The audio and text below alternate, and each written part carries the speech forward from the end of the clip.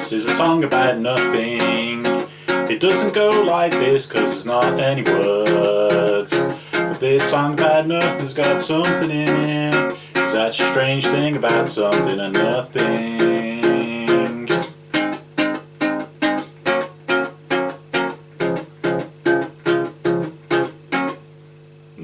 Hello and welcome to In the Court of the Wenton King. What episode is this? 43. Correct. 43. Last week was 42, if you didn't notice that one. We're doing something new. New band, what sort of band? A new artist. 3 albums, we think. 3 is optimal, really. So we're going to do 3 albums by... If you couldn't read the title of the video. Yeah, if you couldn't read the title of the video and you didn't already know. Tom Waits. And the first album is Swordfishtrombones. So yeah, Tom Waits. I think neither of us are really experts on Tom Waits. We're both aware of him and know that he's really ace. I know he sounds a bit like Beefheart, and I've heard some cool things. I've heard some of his stuff, but obviously I didn't actually own any of his albums, so I bought these 3 albums. So that's a bit of a disclaimer, but you know. Yeah, so Tom Waits, he sounds like Captain Beefheart, doesn't he? Yes, he does. Is that unfair? I mean, I thought maybe that comparison might be laughed off by fans, but actually, as it turns out, his earlier stuff was singer-songwriter, singer in a club type music. And it was shortly before this album, in 1983, someone played him Trap Mask Replica. I can't say Trap Mask Replica. Trout Mask Replica. Yes, obviously, yeah. And of course the title, Swordfishtrombones, obviously is a homage to Trap Mask Replica. So the first question is he a Beefheart derivative? And, well, no, he's not. Partially, I think, because of where he's coming from. He's coming from this singer-songwriter thing, and he was a big Sinatra fan and things like that. And that's still there, isn't it? So, whereas Beefheart is dangerous, you know, frightens you with its madness. Tom Waits stuff, it's crazy, it's avant-garde, but it's all safely in a box. You're never going to be challenged by it because it's not going to go suddenly. And that's very pleasant, not in a bad way. And it does make him substantially different to Beefheart, I think. Something I didn't realise is how much Primus must have been influenced by Tom Waits. I mean, I really hear you hear a bit of Beefhearty zapperiness in Primus, but this is like the missing link to that stuff. I mean, a lot. Just the first song has links with the South Park thing. But yeah, but what's different about Tom Waits to other stuff we've reviewed, I think, is it's not really about the notes. It's a vibe. It's a vibe out of sounds. So it is about texture of sound, which is what music is really. So that's cool. So there's an element of some ambient to it. There isn't an element of ambient to Captain Beefheart. Romanticism? Do you think that's a word you can apply to it? That's, you know, the difference between that and that. Is it romanticism? That's got.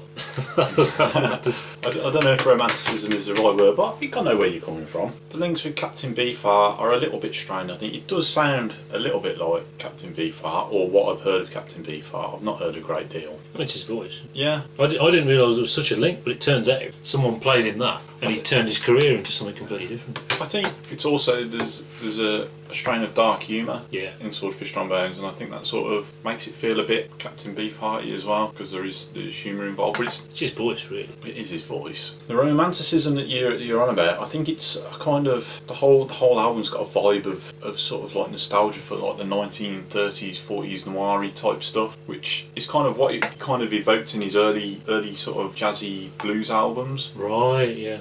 But it's sort of like so nostalgic to the point of remembering something as it wasn't really. Yeah, and I mean the cover's very good. That's definitely a cover from the 80s, but it's also a cover from the 30s. There is an element of parody to a few of the songs, but it is remarkably inventive and weird. It's just the right weird. Yeah, but without being completely off the wall. It's like I said, it's safely in a box, but it's really interesting and inspiring safely in that. Yeah, with Beefheart and sort of some of the Zappa stuff, you've got to bring something to the music to really get it. For example, I'll be perfectly honest, I don't get Captain Beefheart. Yeah, I mean, I enjoy playing it to you. Yeah, and he laughs at me.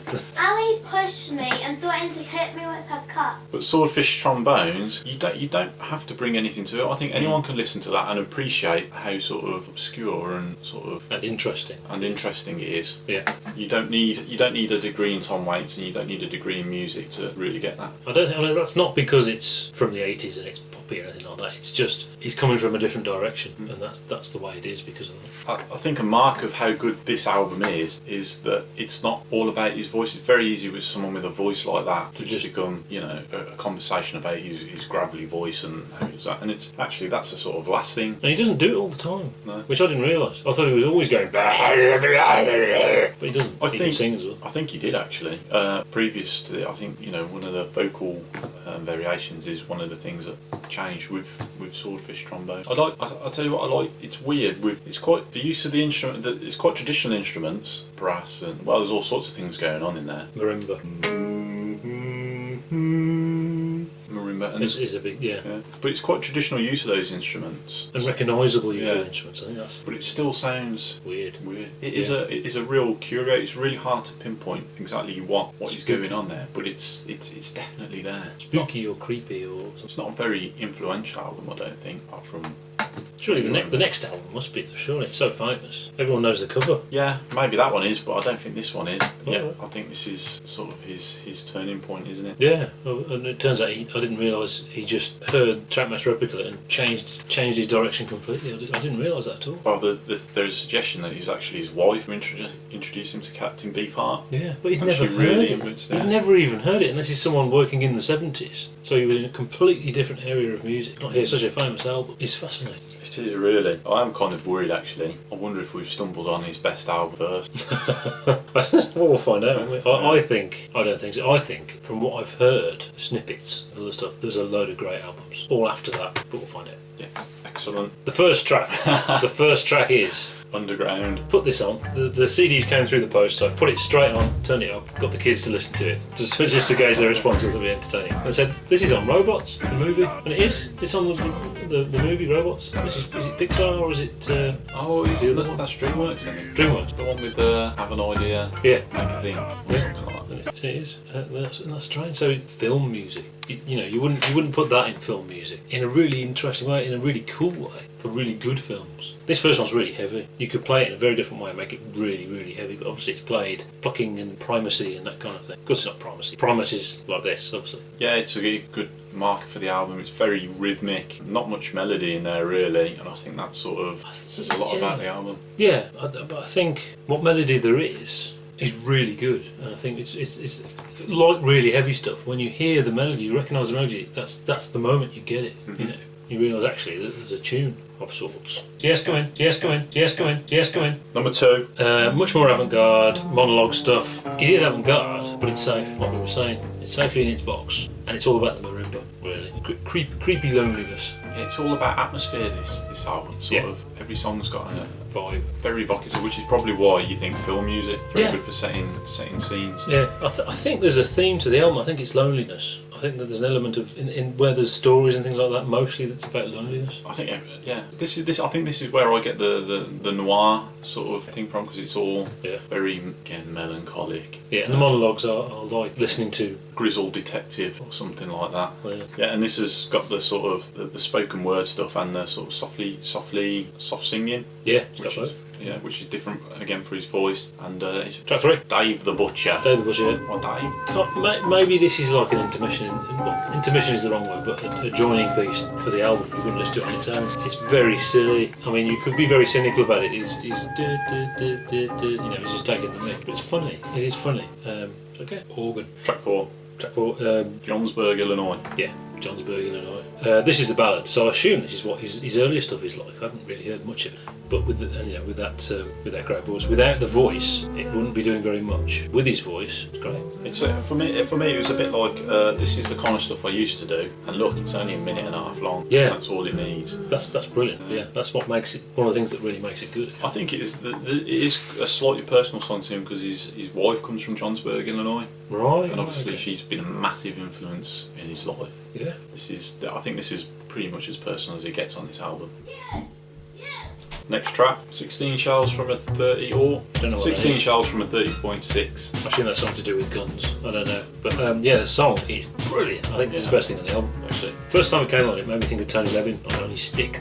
And then I realised actually what it reminds me of is Les Claypool again. So it's Primus. Big influence on Primus. Best song on the album. Bluesy but chilled and accessible. Brilliant. It sort of unnerves me when I listen to songs like this because there are a couple of parody tracks on here. I think, am I missing something? Because I'm really enjoying this. Am I the butt of the joke here? That's the problem with having parody. Well, I don't know. It's a problem. But yeah, it's just a good song. Yeah, brilliant. Track 6. Town with No Cheer. The Town with No Cheer. Is it miserable or is that funny? I don't know. But yeah, starts off with some bagpipes.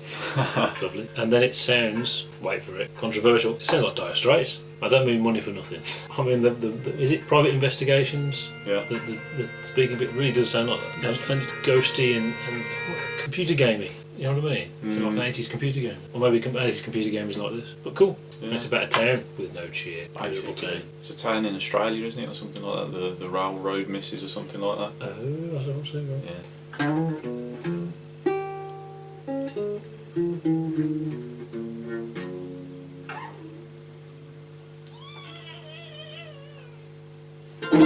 Track 7. In the Neighbourhood. Is this about the same thing? The depressing town or something? Sort of thing, yeah. This one's a brass band, not in the good brass players, jazzy sense, I mean in the terrible brass band out of tune sense. Something Roger Waters say about that, maybe? And the sort of cheery, the hopelessness of the cheeriness. Waters can't sing like that. This song is memorable for pretty much all the wrong reasons. I can't get into this at all. Alright. In the Neighbourhood. Just a list of things going on. And a man walks over here and does that. Yeah. Okay, right, track 8. Just another sucker on the vine. Film music. It's film music to me. That's nice. That's not. The next track. Fractual Old Years. Obviously the title of an album. I don't think it's anything to do with that. It's another monologue. It's very funny. It's good. Yeah. About a guy who burns his house down. Yeah. I think with his wife in it. Well, that's the implication. Dark humour. And then drives off north. Yeah, I've always hated that dog. Next track. Swordfishtrombone is one of them. There's only one of them. You have double bass and percussion and coolness. I like this one. It's a very good title track about a guy who's back from the war or something like that. Can't handle real life or something like that. Yeah, I don't know if that relates to another track later on. I'll talk about that in a minute. Yeah. Close the door, close the door, close the door. Next track. Down, down, down. Down. Like 60s blues rock with Hammond. Cool, it's alright. It's not amazing. But the thing about the parody is it's sort of, there is a track a little bit later on that seems a lot more parodying of like the blues stuff, and this is you kind of the blues tracks on the album, like the Shelves from a 30.6. It sort of made me wonder, is this just a parody? Why not getting this? And it kind of ruins them tracks a little bit. That's interesting. Yeah, but I think this would be quite good live and quite exciting and fast and down, down, down sort of thing. Yes. And she did that to me. Track 12. Soldiers Things. This is the other ballad, much like the other one. I think this is a lot better though. It's about some soldiers' things. But yeah, I mean it's sort of compelling, isn't it? It's brilliant. It's a list of stuff. Yeah. And everything's $1 in that box. I wonder how much longevity things like that have. But obviously, first few listens is brilliant. It's amazing, sort of, there is an element of social commentary in there, but it's just a list of things. How do you get social commentary into that? But he does it somehow, it's good. You hit me! No, I didn't! Track 13. JinSeok Boy. This is the track you're talking about. This is like Delta Blues. No, in a way, this is something Beefheart wouldn't do. In that, people talk about with Beefheart that there's like almost a howling wolf, an authentic bluesiness to his voice. But he would never do just one of those songs, an actual blues song. And that's what he's done. He's actually done one of those songs. Is that good or bad? I don't know. Maybe it's not parody. Maybe it's simply because it sounds like Beefheart. He's having a joke. He's having a laugh. You're having a laugh, aren't you? Yeah, but the title kind of gives it away. JinSeok Boy. Close the door! Close the door! Close the door! Trouble's Braids. Trouble. Yeah. What a strange title. What does that mean? Another monologue. Loads of percussion and scary bass. That to me sounds like Tom Waits, and it's really good. I assume setting up for later albums when they're starting later out. Very, very weird. A complete flip from JinSeok Boy. Yeah. In fact, the last 3 tracks are all a bit like that. You sort of flip around. Really get change of gear on you. Epic weirdness, but good.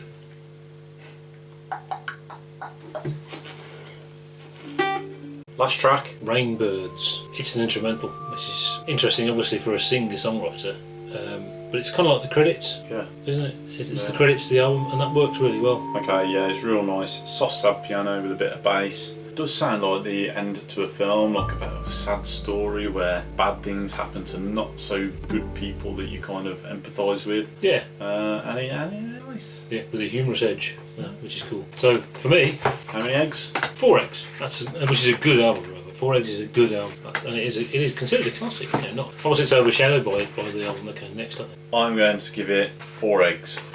Also. There we go. Yeah, so very good album. Join us next week for Rain Dogs. Give us some likes and subscribe if you haven't already. Yeah, we will see you next week.